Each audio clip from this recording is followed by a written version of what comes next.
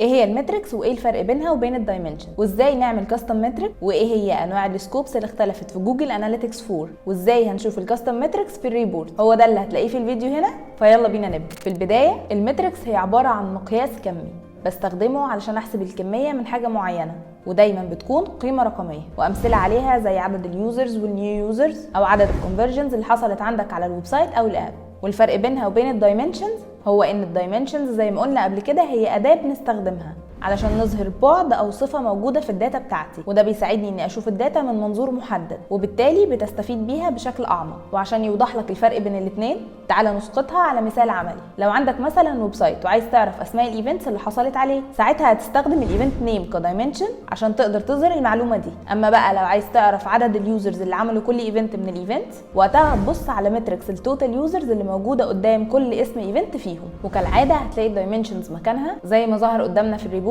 على الشمال بشكل رأسي ومن ضمنها الايفنت نيم، والمتركس ظاهره بشكل افقي في اول رو في الجدول واللي من ضمنها التوتال يوزرز والايفنت كاونت. جي 4 في كم كبير من المتركس الجديده زي الايفنت بير سيشن في الترافيك اكوزيشن ريبورت، والايفنت كاونت بير يوزر في الريبورتس الخاصه بالايفنت. وبالرغم من كترهم وتنوعهم الا اننا بنحتاج نعمل كاستم متركس عشان نحسب مثلا عدد المرات اللي اتشاف فيها فيديو معين عندك على الويب سايت.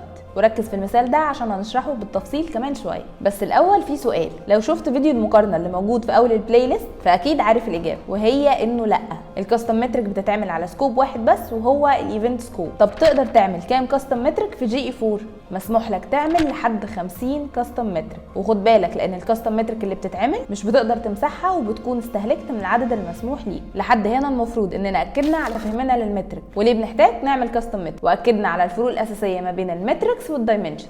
ودلوقتي هنروح نعمل كاستم مترك من البدايه لحد ما تشوف الداتا بتاعته في الريبورتس، وهنعمل ده عن طريق مثال. لو عندنا فيديو على ويب سايت معمول له امبيد من اليوتيوب بجافا سكريبت اي بي اي كود، وعايزين نعرف عدد المرات اللي اتشاف فيها الفيديو ده ونحسبها في كاستم مترك اسمها الفيديو فيوز، وكمان هنتراك مراحل تطور الفيديو انجيجمنت معاه زي البروجرس بتاع الفيديو والفيديو كومبليت. احنا عندنا في جي 4 بنقدر نعمل تراكنج لليوتيوب فيديوز اللي بتكون موجوده عندنا على الويب سايت من خلال الفيديو انجيجمنت ايفنتس الموجوده في الانهانسد ميجرمنت ايفنتس، والمفروض انك بتقدر تتراك الايفنتس الخاصه باليوتيوب فيديوز زي الفيديو ستارت والفيديو كومبليت والفيديو بروجرس. بس للاسف بناء على تجربتنا العمليه ليها من بدايه تواجدها على جي 4 لحد تاريخ نزول الفيديو ده، النتيجه كانت انها مش افضل اختيار، وده بسبب انها ما اشتغلتش وبتبعت ايفنت يوزر انجيجمنت مكان الفيديو انجيجمنت ايفنتس اللي لسه قايلينها، وده بيخسرنا حسابات الفيديو ايفنتس ومعاها البارامترز الخاصه بيها، ودي مشكله ممكن تتحسن خلال التحديثات اللي جايه في جي 4. بس عشان السبب ده دلوقتي هنروح نعمل ديسيبل للفيديو انجيجمنت في الانهانسد ميجرمنت ايفنتس على جي 4، وده لاننا لو سبناها شغاله هنتعرض لاحتماليه ان يحصل دبليكيشن للداتا مع الكاستم ايفنتس اللي هنبعتها في حاله انها اشتغلت. بس لو انت بره مصر او تجربتك مع الفيديو تراكنج اللي موجود في الانهانسد ميجرمنت ايفنتس سليمه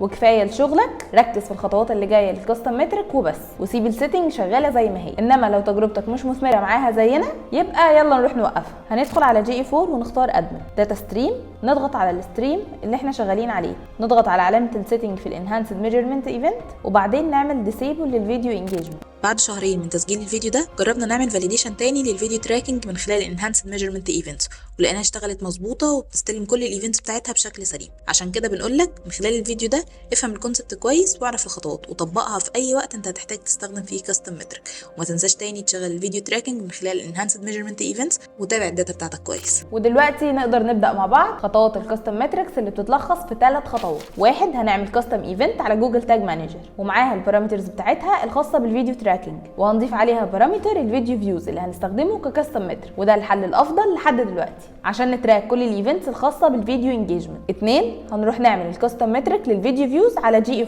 4. 3، هنروح نشوف الداتا بتاعه الفيديو فيوز كاستم مترك في الريبورت. اول حاجه هنروح نعملها دلوقتي هي الكاستم ايفنت على جوجل تاج مانجر، وهناك هنلاقي اليوتيوب فيديو تريجرز موجوده بيلد ان. كل اللي علينا اننا نبعت الايفنتس بالداتا السليمه بتاعتها. هنفتح جوجل تاج مانجر وهنبدا بتحديد التريجر اللي على اساسه هيفاير التاج ويبعت لنا الايفنت.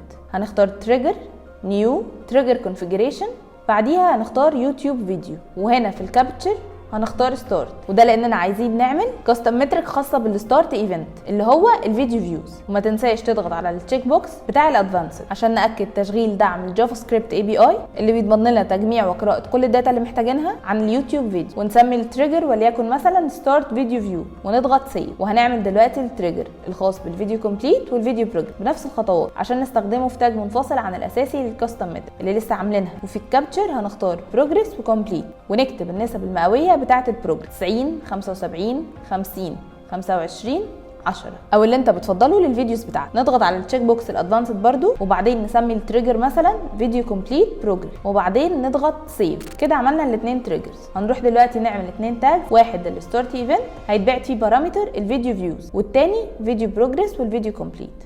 هنبدا بتاج فيديو ستارت. هنضغط على تاج نيو تاج كونفيجريشن، نختار نوعه GA4 ايفنت ونسلكت هنا في التاج الGA4 كونفيجريشن بتاعنا. هنا في الايفنت نيم هنكتب فيديو ستارت وده نفس اللي موجود في الانهانسد ميجرمنت ايفنتس. هنروح ناخده كوبي بيست. في الايفنت بارامتر هناخد نفس البارامترز اللي بالفعل موجوده في الانهانسد ميجرمنت في الفيديو انجيجمنت، وهم فيديو كارنت تايم واللي بيسجل الوقت الفعلي بالثواني اللي اليوزر واقف عليه في الفيديو وقت حدوث الايفنت، الفيديو ديوريشن اللي بيسجل مده الفيديو اللي اتبعت من خلاله الايفنت بالثواني، والفيديو بيرسنت بيسجل المده اللي اتفرج عليها اليوزر من الفيديو بالنسبه المئويه. ومعانا كمان الفيديو بروفايد بيسجل الفيديو اللي اتبعت من خلاله الايفنت ده موجود من خلال انهي سيرفر، يعني لو من اليوتيوب هتكون قيمه الفيديو بروفايدر تساوي يوتيوب. ومعانا الفيديو تايتل اللي بيسجل عنوان الفيديو، والفيديو URL اللي بيسجل الURL بتاع الفيديو، واخيرا الفيزبل وده قيمته بتكون بوليان وده بيبعت قيمه ترو لو الفيديو ظهر على السكرين بتاعه اليوزر، وفولس لو شغل الفيديو بس مش بيتفرج عليه وبيعمل حاجه تانية. من البارامترز دي بقى بتختار اللي هيساعدك في شغلك فيهم وهتاخده زي ما هو كوبي بيست. وفي الفاليو بتختار الفاريبل اللي موجوده بيلت ان في جوجل تاج مانجر المناسبه لكل بارامتر بنفس الخطوات اللي هنقولها لك. فمثلا اول واحد الفيديو كارنت تايم، هنضغط على البوتن ده وبعدين بيلت ان ونعمل سيرش هنا بكارنت تايم، هنلاقي الفاريبل ظهر هنضغط عليه ونعمل نفس الخطوات مع كل البارامترز. واخر حاجه هنضيف بارامتر الفيديو فيوز واللي الفاليو بتاعته هتكون 1. ده معناه ان في كل مره تاج الايفنت بتاع الفيديو ستارت هيفاير هيتبعت معاه بارامتر الفيديو فيوز بقيمه 1. يعني لو تاج الايفنت فاير 5 مرات هيتبعت 5 مرات بارامتر الفيديو فيوز بقيمه 1. وفي التريجر هنكليك عليها ونختار فيديو ستارت وبعدين نسمي التاج فيديو ستارت ايفنت ونضغط سيف. كده احنا عملنا التاج الاول الخاص بالفيديو ستارت، وهنعمل دلوقتي التاج الثاني بتاع الفيديو بروجريس. فبدل ما نعمل واحد تاني من الاول ممكن نضغط على التاج بتاع الستارت ايفنت وناخده كوبي، لاننا كده هنحتاج نبعت نفس البارامترز اللي عملناها في الايفنت ستارت بس هنشيل منه بارامتر الخاص بالكاستم مترك. فالاول هنغير الايفنت نيم وهنا ممكن نعمله بشكل دايناميك ونخليه معتمد على الفيديو ستيتس وده الافضل. فهنمسح الستارت نضغط على البوتن ده عشان نبدا نستخدم الفاريبل ونضغط على بيلد ان وبعدين نكتب فيديو ستيتس وندوس عليها. ده معناه ان في كل مره التاج ده هيفاير هيتبعت معاه فيديو ويا اما بروجريس او كومبليت، يعني هيكون اسم الايفنت متغير حسب الايفنت اللي حصل. وفي البارامترز هنشيل الفيديو فيوز الخاصه بالكاستم مترك، وفي التريجر هنشيل ستارت تريجر ونختار فيديو بروجريس كومبليت اللي احنا عملناه. واخر حاجه هنسمي التاج مثلا فيديو بروجريس كومبليت ايفنت بعدين نضغط سيف. وبكده نكون عملنا التاجز. تعالوا دلوقتي نروح على الديباج مود عشان نعمل تيست ونشوف الايفنت. نضغط على بريفيو وناخد الURL بتاع الويب سايت كوبي بيست وبعدين نضغط على كونكت ونروح سريعا نشغل الفيديو ونكمله لحد الاخر ونروح على الديباج فيو في GA4 هنلاقي الايفنتس اتبعتت ومعاها بارامترز الفيديو فيوز بفاليو 1. كده بعد ما اتاكدنا الايفنتس بتتبعت بشكل مظبوط هنروح على جوجل تاج مانجر وندوس سبميت. دلوقتي بقى هندخل على تاني خطوه وهي اننا نعمل كاستم مترك على GA4 ببارامتر الفيديو فيوز. هندخل على الادمن